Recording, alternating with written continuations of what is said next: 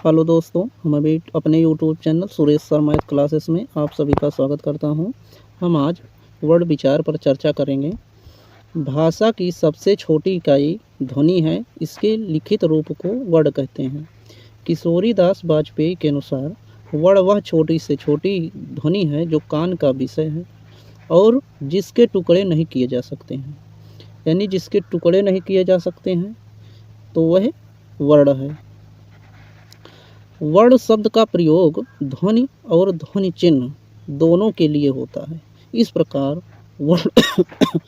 वर्ण भाषा के मौखिक तथा लिखित दोनों रूपों के प्रतीक हैं। आगे देखिए नेक्स्ट। पंडित कामता प्रसाद गुरु जी के अनुसार वर्ण उस मूल ध्वनि को कहते हैं जिसके खंड न हो सकें, जैसे आ, ई, क, ख। वर्ण या अक्षर रचना की दृष्टि से भाषा की लघुत्तम इकाई है। वर्ण, अक्षर तथा ध्वनि में अंतर क्या है? तो मुंह से उच्चरित आ, क, ख आदि ध्वनियाँ हैं। ध्वनियों के लिखित रूपों के लिपि चिन्हों को वर्ण कहते हैं। और अक्षर ध्वनि किसे कहते हैं? किसी एक ध्वनि या ध्वनि समूह की उच्चरित न्यूनतम इकाई को अक्षर कहते हैं। यानी अक्षर की परिभाषा है कि किसी एक ध्वनि या ध्वनि समूह की उच्चरित न्यूनतम इकाई अक्षर कहते हैं। और अथवा वह छोटे से छोटी इकाई अक्षर है जिसका उच्चारण वायु के एक झटके से होता है तो उसे अक्षर कहते हैं। जैसे आ, जी, क्या, ये सब अक्षर हैं। अब मात्रा की परिभाषा के विषय में पंडित कामता प्रसाद गुरु जी ने कहा है, व्यंजनों के अनेक प्रकार के उच्चारणों को स्पष्ट करने के लिए जब उनके साथ स्वर का योग होता है तब स्वर का वास्तविक रूप जिस रूप में बदलता है उसे मात्रा कहते हैं। इसकी दूसरी परिभाषा क्या बताया है कि प्रत्येक स्वर के उच्चारण में जो थोड़ा बहुत समय लगता है उसे मात्रा कहते हैं। आगे वर्णमाला के विषय में, वर्णों के व्यवस्थित समूह को वर्णमाला कहते हैं। हिंदी में निम्नांकित वर्ण या ध्वनियाँ प्रयुक्त होती हैं। जैसे स्वर हैं आ, ई, उ, री, ए, ओ, औ, यानी 11 स्वर हैं। यानी आपसे पूछा जाए कि कितने स्वर हैं तो 11 स्वर हैं। आगे नेक्स्ट देखिए। आ की अपनी कोई मात्रा नहीं है। आप सभी लोग स्लाइड में देखा होगा कि आ की कोई मात्रा नहीं लिखी हुई थी। अतः कुल मात्रा पूछा जाए तो 10 हैं और कुल स्वर पूछा जाए तो 11 हैं। आप सभी लोग वीडियो में बने रहिए। हम इसके बाद में जब पूरा हो जाएगा थ्योरी तब हम उसके बाद क्वेश्चन आंसर कम से कम 150-200 प्रश्न हम करेंगे, तो वीडियो में बने रहिए। आगे देखिए, मात्राएं केवल स्वरों की ही होती हैं, व्यंजनों की नहीं, क्योंकि व्यंजन स्वरों की सहायता से बोले जाते हैं। अब हम आगे देखते हैं। तो स्वर पूछा जाए तो 11 हैं कुल। अनुस्वार कौन से हैं? तो अन अनुस्वार है। और विसर्ग कौन सा है? तो अ विसर्ग है। तो स्पर्श व्यंजन कितने हैं? तो 25 हैं। का वर्ग, चा वर्ग, टा वर्ग, ता वर्ग, पा वर्ग, यानी 5 × 5 = 25 स्पर्श व्यंजन है। अंतस्थ व्यंजन की बात आएगी तो कितने हैं? 4 हैं। या, र, ल, व। ऊष्म व्यंजन कितने हैं? तो ऊष्म व्यंजन 4 हैं। स, ख, स, ह। और संयुक्त व्यंजन कितने हैं? तो छ, तरंग, ज्ञ, स्र, यानी 4 हैं। और द्विगुण व्यंजन ढ, ढ 2 हैं। तो कुल वर्ण पूछा जाए तो आपसे तो 52 है। एक 53 एक विशिष्ट व्यंजन को शामिल किया गया है। इसके विषय में टिप्पणी दी गई है नीचे। तो क्या कहा गया है? केंद्रीय हिंदी समिति ने हिंदी वर्णमाला में संशोधन करते हुए ल को विशिष्ट व्यंजन के रूप में शामिल किया है। अब मानक हिंदी वर्णमाला में वर्णों की संख्या 53 हो गई है। लेकिन यदि आपसे पेपर में पूछा जाए, एग्जाम में आता है, तो NCERT में भी 52 लिखा हुआ है। इसलिए अब तक 52 ही करके आइएगा, 53 नहीं। मानक हिंदी वर्णमाला में पूछा जाए तब 53 करके आइएगा। आगे है आ। आजकल अंग्रेजी के प्रभाव से आ ध्वनि हिंदी में अपनी जगह बन चुकी है। इसका लिपि चिन्ह अ है। ये हिंदी के आ और ओ के बीच की ध्वनि है। यदि आपसे इस प्रकार क्वेश्चन पूछा जाए, बड़ा आ और ओ के बीच की ध्वनि कौन सी है, तो ऑफिस वाला आ है। अतः यह स्वर ध्वनि है। इसका प्रयोग अंग्रेजी शब्दों में होता है, जैसे कि ऑफिस, कॉलेज, डॉक्टर, कॉफ़ी, इन सब में। एक होता है हल चिन्ह। सभी व्यंजन वर्णों की लिप चिन्हों में आ स्वर रहता है, जैसे का के नीचे हलंत रहता है, उसे हल चिन्ह कहते हैं, और स्वर को अलग कर आ। तो जब स्वर रहित व्यंजन, यानी जो व्यंजन होता है उसमें जब स्वर रहित कर देंगे तो हल चिन्ह का उसमें प्रयोग होता है, जैसे कि दिखाया गया है। अब आगे देखिए नेक्स्ट पेज पर वर्ण के भेद। तो वर्ण के दो भेद होते हैं, स्वर और व्यंजन। अब स्वर को देखिए, जिन ध्वनि के उच्चारण के समय, जिन ध्वनियों के उच्चारण के समय हवा बिना किसी रुकावट के निकलती है वह स्वर कहलाते हैं। जैसे आ, ई, उ, री, ए, ऐ, ओ, औ, यानी कुल 11 स्वर हैं। हिंदी में स्वर वर्णों की संख्या 11 है। विशेष इसके विषय में कुछ विद्वान री को स्वर नहीं मानते, क्योंकि आजकल हिंदी में इसका उच्चारण री के समान होता है। जहाँ स्वर वर्णों की संख्या का प्रश्न हो तब हमारा मानक उत्तर होगा स्वर वर्णों की संख्या 11, क्योंकि री को लिखित रूप में स्वर माना जाता है। यह तत्सम शब्दों में स्वतंत्र रूप से और मात्रा के रूप में व्यंजनों के बाद भी प्रयुक्त हो सकता है, इसलिए इसकी गणना स्वरों में की जाती है। जैसे कि ऋण में री का प्रयोग किया गया है, तृष्णा में, तृप्ति में, नृत्य में, मृत्यु में, कृपण में, कृष्ण में, तृण में, मृग में, इन सभी में री का प्रयोग हुआ है। तो आप सभी को समझ में आ गया होगा कि हिंदी में स्वर वर्णों की संख्या कितनी बतानी है, 11। अब हम आगे देखते हैं स्वरों के भेद के बारे में। तो स्वरों के उच्चारण समय, उच्चारण स्थान, ओष्ठाकृत, जिह्वा स्थिति तथा मुखाकृत आदि के आधार पर निम्नांकित भेद किए जा सकते हैं। तो पहला है, हम देखेंगे उच्चारण समय के आधार पर। तो उच्चारण में लगने वाले समय के आधार पर या उच्चारण काल अथवा मात्रा काल की दृष्टि से स्वरों के 3 भेद होते हैं। पहला ह्रस्व स्वर, दीर्घ स्वर, प्लुत स्वर। और पहला है ह्रस्व स्वर। ह्रस्व स्वर के बारे में क्या परिभाषा दी गई है, तो जिन स्वरों को सबसे कम समय यानी एक मात्रा में उच्चारित किया जाता है उन्हें ह्रस्व स्वर कहते हैं। जैसे आ, ई, उ, री। ह्रस्व स्वर को मूल स्वर भी कहा जाता है, यानी मूल स्वर पूछे, चाहे ह्रस्व स्वर पूछे या एक मात्रिक स्वर पूछे या लघु स्वर पूछे, ये 4 नाम इन्हीं के हैं। और ह्रस्व स्वर की संख्या 4 है। कौन कौन सा है, आ, ई, उ, री, आ, ई, उ, री। अगला देखिए दीर्घ स्वर। तो जिन स्वरों के बोलने में ह्रस्व स्वर से अधिक समय लगता है उन्हें दीर्घ स्वर कहते हैं। दीर्घ स्वरों की संख्या 7 है। बड़ा, बड़ी, बड़ाऊ, ए, ऐ, ओ, औ। तो इनकी संख्या कितनी है, 7 है। ये स्वर मात्र ह्रस्व स्वरों के दीर्घ रूप नहीं हैं, वरन स्वतंत्र ध्वनियाँ हैं। इन्हें द्विमात्रिक या गुरु स्वर भी कहते हैं। तीसरा है प्लुत स्वर।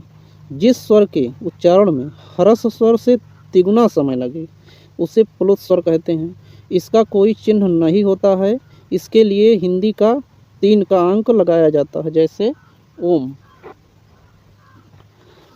आगे देखिए हिंदी में प्लुत स्वर का प्रयोग नहीं होता है, वैदिक भाषा में प्लुत स्वर का प्रयोग अधिक हुआ है। इसे त्रिमात्रिक स्वर भी कहते हैं। प्लुत शब्द का अर्थ यदि आपसे पूछा जाए तो इसका अर्थ होता है उछलता हुआ।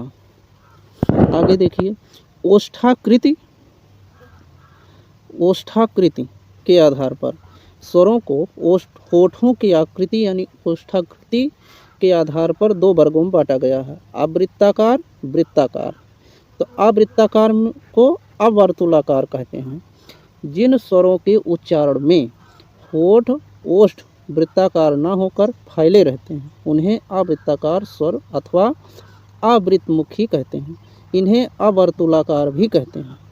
जैसे है अ, आ, ई, ए, ऐ।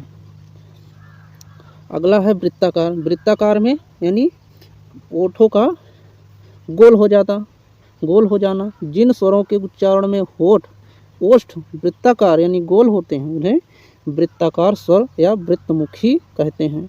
इन्हें वर्तुलाकार भी कहते हैं, जैसे कि ऊ, ऊ, ओ, औ, आ, ये सब वृत्ताकार स्वर हैं। आगे देखिए, अन्य तीसरा भेद उदासीन भी है। विशेष में लिखा हुआ है कि तीसरा भेद उदासीन भी है। उदासीन जिन स्वरों के उच्चारण में दोनों होठ खुलकर लगभग उदासीन रहते हैं, यथा जैसे आ। भाषा वैज्ञानिक ने अन्य तरह से भी भेदापभेद किए हैं, जैसे कि विस्तृत में ई को रखा गया है, पूर्ण विस्तृत में ए आई को, पूर्ण वृत्ताकार में उ को, अल्प वृत्ताकार में ओ औ तथा आ को रखा गया है। कोई स्पष्टीकरण देखिए, यदि आपसे परीक्षा में पूछा जाए कि ओष्ठाकृत के आधार पर स्वर के कितने भेद होते हैं, तो आपको बताना है 2, क्योंकि एनसीईआरटी में भी यही 2 माने गए हैं, वृत्ताकार, अवृत्ताकार, यही 2 भेद माने गए हैं। आगे देखिए, उच्चारण स्थान के आधार पर कामता प्रसाद गुरु जी ने स्वरों के 2 भेद माने हैं उच्चारण के आधार पर, एक अनुनासिक स्वर, निरनुनासिक स्वर। पहला है अनुनासिक। अनुनासिक स्वर इन स्वरों के उच्चारण में ध्वनि मुख के साथ साथ नासिका द्वार से भी निकलती है, अतः अनुनासिकता को प्रकट करने के लिए शिरोरेखा के ऊपर चंद्र बिंदु का प्रयोग किया जाता है, परंतु जब शिरोरेखा के ऊपर स्वर की मात्रा भी लगी हो तो सुविधा के लिए स्थानाभाव के कारण चंद्र बिंदी की जगह मात्र बिंदु यानी बिंदी लगा दिया जाता है, जैसे कि दिख रहा है, कहीं में लगा है मैं, हैं, आँखें आदि। इन्हें सानुनासिक स्वर भी कहा जाता है। निरनुनासिक वह स्वर जिनका उच्चारण करते समय ध्वनि केवल मुख से बाहर निकलती है, यानी अनुनासिक में नाक मुंह दोनों से ध्वनि निकलती है और निरनुनासिक में केवल मुख से निकलती है, नाक से नहीं, तो इन्हें निरनुनासिक या मौखिक स्वर कहा जाता है। अनुनासिक में चंद्रबिंदी लगी रहेगी और यदि कोई मात्रा लगी हुई है ऊपर तो बिंदी रखी जाती है, और निरनुनासिक में मुख से ध्वनि निकलती है बाहर, जैसे सवार, बाट, कही, उगली, चौक। अब आगे देखिए, जिह्वा की स्थिति के आधार पर, तो जिह्वा की स्थिति के आधार पर स्वरों के 3 भेद। तो यही आपसे जिह्वा की स्थिति के आधार पर पूछा जाए तो 3 हैं, अग्रस्वर, मध्य स्वर, पश्च स्वर। तो अग्रस्वर में 4 हैं, ई, ए, ऐ। ये इसकी ट्रिक इस तरह है, जैसे आपको किसी को चिढ़ाना है तो जीभ निकाल कर कहिए ई, तो ई, ए, ऐ की ध्वनि निकलती है। आपको हम ट्रिक के द्वारा समझाए हैं, तो इसको इस तरह से याद करिए तो ज़्यादा बेस्ट रहेगा। और मध्य में तो एक है आ अकेल, और जो बचा उसको पश्च स्वर में रखा जाएगा। अग्र स्वर में ई, ए, ऐ है। अब आगे देखिए, मुख विवर में जिह्वा के ऊपर उठने की स्थिति के आधार बनाकर जो भेद किए जाते हैं उन्हें स्थानागत भेद भी कहते हैं। अग्रस्वर में यानी जिह्वा के जो अग्रभाग से उच्चरित होना होता है वही अग्रस्वर होता है। अग्रस्वर में 4 हैं, किसी को चिढ़ाना है तो ई, ए, ऐ, बस यही 4 अग्रस्वर हैं। अब आगे देखिए, आगे क्या है। हम सभी लोगों को वीडियो में स्वागत करते हैं। आप सभी लोग पूरा वीडियो देखिए, बहुत महत्वपूर्ण भाग है व्याकरण का। इसमें से 1 या 2 क्वेश्चन हर परीक्षा में पूछा जाता है। अब दूसरा देखिए, मध्य स्वर यानी जिह्वा के मध्य भाग से उच्चरित होने के कारण इसे मध्य स्वर कहते हैं। इसमें एक ही है उच्चरित ध्वनि आ अकेल। पश्च में जिह्वा के पश्च भाग से उच्चरित होने के कारण पश्च स्वर आ, उ, बड़ा उ, ओ, औ और आ। कुछ स्पष्टीकरण दिया गया है, डॉक्टर भोलानाथ तिवारी जी ने दिया है। कि आ के मध्य स्वर में सम्मिलित किया गया है, यानी जो आ होता है बड़ा आ को मध्य में। और डॉक्टर हरदेव बाहरी ने व्याकरण, हिंदी व्याकरण तथा रचना इनकी पुस्तक है, इसमें आ को मध्य स्वर माना गया है। और हिंदी उद्भव विकास और रूप नामक पुस्तक में बड़ा आ को पश्च स्वर माना गया है और अधिकतर विद्वानों ने भी इसे पश्च स्वर माना है, अतः हम भी इसे पश्च स्वर में सम्मिलित करते हैं। तो पश्च स्वर में बड़ा आ को शामिल किया गया है अधिकतर विद्वानों के द्वारा। अब आगे देखिए मुखाकृत के आधार पर। तो मुखाकृत के आधार पर मुख खुलने के अनुसार इन स्वरों को 4 भागों में वर्गीकृत किया गया है। तो कौन कौन से हैं 4 भागों में? तो विवृत, समवृत, अर्धसमवृत, विवृत, अर्धविवृत। तो विवृत की परिभाषा क्या है? विवृत का अर्थ क्या है? अधिक खुला हुआ, यानी जिन स्वरों के उच्चारण में मुख अधिक खुला हुआ है उसे विवृत। विवृत का मतलब ही है कि विस्तृत खुला हुआ है। तो इसमें कौन कौन से हैं? मात्र एक है आ, मुंह बढ़ा के खुलेगा। आगे देखिए समवृत, हम इसकी ट्रिक भी याद करेंगे, कैसे याद किया जाता है तो आपको परीक्षा में याद रहेगा। समवृत की ट्रिक है, बहुत अच्छी है। जो इसका अर्थ क्या है पहले समझिए, कम खुला हुआ। समवृत का अर्थ क्या है? कम खुला हुआ। जिन स्वरों के उच्चारण में मुख कम खुले उन्हें समवृत स्वर कहते हैं। जैसे ई उ 4 हैं और इसकी ट्रिक क्या है? साई ओम, सा से समवृत हो गया, साई, ई से ई हो गया, ओम से उ। इसकी ट्रिक इस तरह से है। अब हम आगे देखेंगे अर्धविवृत। अर्धविवृत, विवृत स्वर से थोड़ा कम और अर्धसमवृत से थोड़ा अधिक मुख खुलने पर जिन स्वरों का उच्चारण होता है उन्हें अर्धविवृत स्वर कहते हैं। आ, ए, आ, ऐ, औ 3 हैं इसमें। टिप्पणी, आ भी अर्धविवृत है। अर्धसमवृत की एक ट्रिक है कि जिन स्वरों के उच्चारण में मुख समवृत स्वर से थोड़ा अधिक खुलता है उसे अर्धसमवृत कहा जाता है। जैसे ए ओ, इसकी ट्रिक इस तरह से है, आशा ओए, यानी आ से अर्ध, सा से समवृत हो गया, आशा ओ ए, यानी ओ आ जाएगा और ए आ जाएगा। इस तरह से इसकी ट्रिक है। 2-3 को याद कर लीजिए, अर्धविवृत वाला अपने आप ही याद हो जाएगा। अब आगे देखिए डॉक्टर हरदेव बाहरी के अनुसार उच्चारण स्थान के अनुसार स्वरों के निम्नांकित भेद हैं। कोमल तालव्य में आ बड़ा आ गया, कठोर तालव्य में ई, ओष्ठ में उ, कंठ तालव्य में ए ऐ और कंठोष्ठ में ओ औ। ज़्यादातर व्याकरण री को मूर्धन्य, अनुस्वार को नासिक व विसर्ग को कंठ मानते हैं, ऐसा विद्वानों ने माना है। पंडित कामता प्रसाद गुरु के अनुसार वर्णों के उच्चारण की रीति को प्रत्न कहते हैं और ध्वनि उत्पन्न होने से पहले वागिंद्रिय की क्रिया को आभ्यंतर प्रत्न और ध्वनि के अंत की क्रिया को बाह्य प्रत्न कहते हैं। पंडित कामता प्रसाद गुरु के अनुसार स्वरों के 2 भेद होते हैं, एक होता है मूल स्वर, दूसरा संधि स्वर। अब इसके बारे में देखिए, मूल स्वर जिन स्वरों की उत्पत्ति किन्हीं दूसरे स्वरों से नहीं है उन्हें मूल स्वर या ह्रस्व स्वर कहते हैं। ये 4 हैं, आ, ई, उ, री।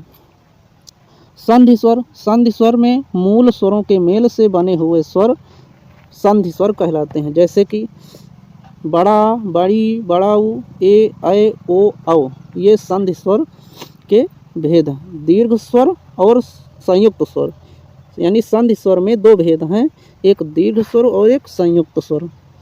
दीर्घ स्वर में किसी एक मूल स्वर में उसी मूल स्वर के मिलाने से जो स्वर उत्पन्न होते हैं उन्हें दीर्घ स्वर कहते हैं।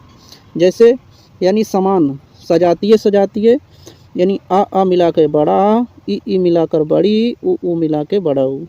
संयुक्त स्वर में असमान स्वरों को मिलाकर यानी भिन्न स्वरों के मेल से जो स्वर उत्पन्न होता है उसे संयुक्त स्वर कहते हैं। आ, ई मिलाकर ए, आ, उ मिलाकर ओ, बड़ा आ और ए मिलाकर ऐ, आ, ओ मिलाकर औ। विशेष में है भोलानाथ तिवारी के अनुसार संयुक्त स्वर को संध्याक्षर भी कहा जाता है। अब आगे देखिए, पंडित कामता प्रसाद गुरु के अनुसार उच्चारण के कालमान के अनुसार स्वरों के दो भेद हैं, एक लघु दूसरा गुरु। उच्चारण के कालमान को मात्रा कहते हैं। एक लघु स्वर, जिस स्वर के उच्चारण में एक मात्रा लगती है उसे लघु स्वर कहते हैं, जैसे आ, ई, उ, री। आगे है गुरु स्वर कौन सा है, यानी दो मात्रा का समय लगे, दो मात्राएं लगे, उन्हें गुरु स्वर कहते हैं। बड़ा, बड़ी, बड़ाऊ, ए, ऐ, ओ, औ आदि सभी मूल स्वर लघु या सभी संधि स्वर गुरु होते हैं। पंडित कामता प्रसाद गुरु के अनुसार जाति के अनुसार स्वरों के दो भेद हैं, असवर्ण, ससवर्ण। असवर्ण यानी विजातीय, जिन स्वरों के स्थान और प्रत्न एक से नहीं होते हैं उसे असवर्ण कहलाते हैं, इन्हें विजातीय भी कहा जाता है। जैसे आ, ई मिलाकर आ, उ, ई, उ यानी असमान से विजातीय, और सवर्ण यानी सजातीय रहे, स्थान समान प्रत्न के उत्पन्न स्वरों को सवर्ण कहते हैं, इन्हें सजातीय भी कहा जाता है। जैसे आ, ई, उ, ए नहीं आएगा, आ, ई, उ। विशेष ए, ऐ, ओ, औ इन संयुक्त स्वरों में परस्पर सवर्णता नहीं है क्योंकि ये असवर्ण स्वरों में उत्पन्न है। मुख की मांसपेशियों की दृढ़ता के आधार, इस आधार पर भी स्वरों का वर्गीकरण किया जाता है। विभिन्न स्वरों के उच्चारण में कभी तो मुख मांसपेशियां दृढ़ हो जाती हैं तो कभी शिथिल हो जाती हैं। कुछ ध्वनियों के उच्चारण समय में मांसपेशियों में हल्की दृढ़ता होती है। इस आधार पर स्वरों के शिथिल और दृढ़ माध्यम 3 वर्ग बनाए जाते हैं। शिथिल आ, ई, उ, दृढ़ में ई, बड़ी उ और मध्यम में ए। आप सभी लोगों को वीडियो अच्छी लग रही हो तो लाइक कर दीजिए। अब हम नेक्स्ट वीडियो में अनुनासिक, अनुस्वार, विसर्ग, अयोगवाह और अन्य सभी उच्चारण स्थान ये भी देखेंगे। तो आप सभी लोग नेक्स्ट वीडियो में मिलिएगा। धन्यवाद। जय हिंद, जय भारत। आगे का पार्ट 2 हम नेक्स्ट वीडियो में देखेंगे। धन्यवाद।